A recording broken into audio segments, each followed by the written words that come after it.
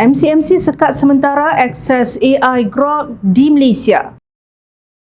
Suruhanjaya Komunikasi dan Multimedia Malaysia MCMC telah mengarahkan sekatan sementara ke atas akses kepada kecerdasan buatan AI Grok bagi pengguna di Malaysia berkuat kuasa mulai Ahad. Menerusi kenyataan di media sosial, MCMC menjelaskan tindakan ini diambil susulan penyalahgunaan Grok berulang kali untuk menjana kandungan lucah, kandungan seksual eksplisit, kandungan tidak senonoh yang jelek, melampau serta imej manipulasi tanpa persetujuan.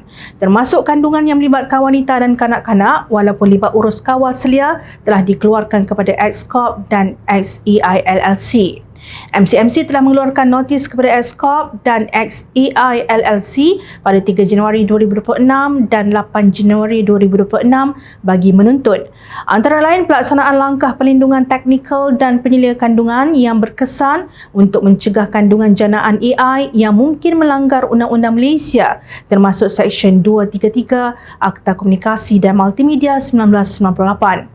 Walau bagaimanapun, maklum balas yang dikemukakan oleh X-Corp pada 7 Januari 2026 dan 9 Januari 2026 hanya memberi tumpuan utama kepada mekanisme pelaporan yang dimulakan oleh pengguna serta gagal menangani risiko sedia ada yang wujud hasil daripada reka bentuk dan pengoperasian alat AI tersebut, kata kenyataan itu dipetik Harapan Madani. Mengulas lanjut, MCMC mendapati perkara ini tidak memadai untuk mencegah kemudaratan serta memastikan pematuhan kepada undang-undang.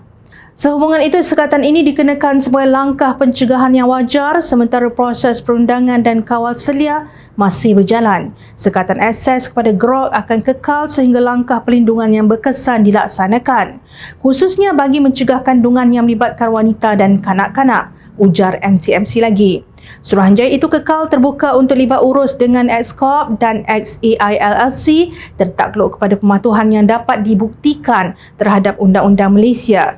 Sehubungan dengan itu, orang awam digesa untuk melaporkan kandungan dalam talian yang memudaratkan kepada MCMC dengan segera dan jika perlu membuat laporan polis kepada Polis Diraja Malaysia PDRM.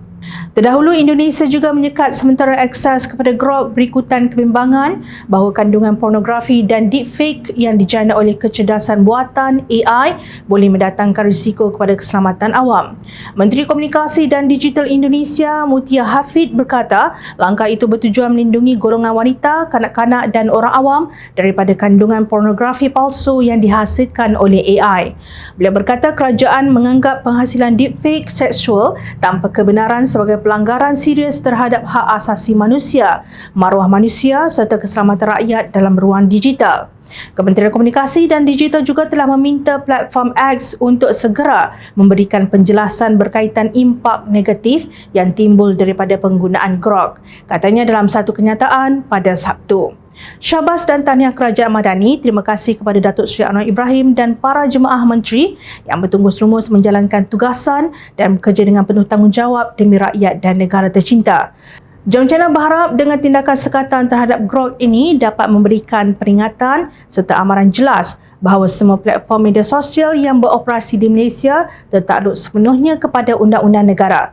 Semoga segala perbincangan, tindakan yang sudah, sedang dan bakal dilakukan bersama mendatangkan hasil di samping membanteras jenayah penyalahgunaan kandungan tidak senonoh serta demi melindungi pengguna internet terutamanya golongan wanita dan kanak-kanak.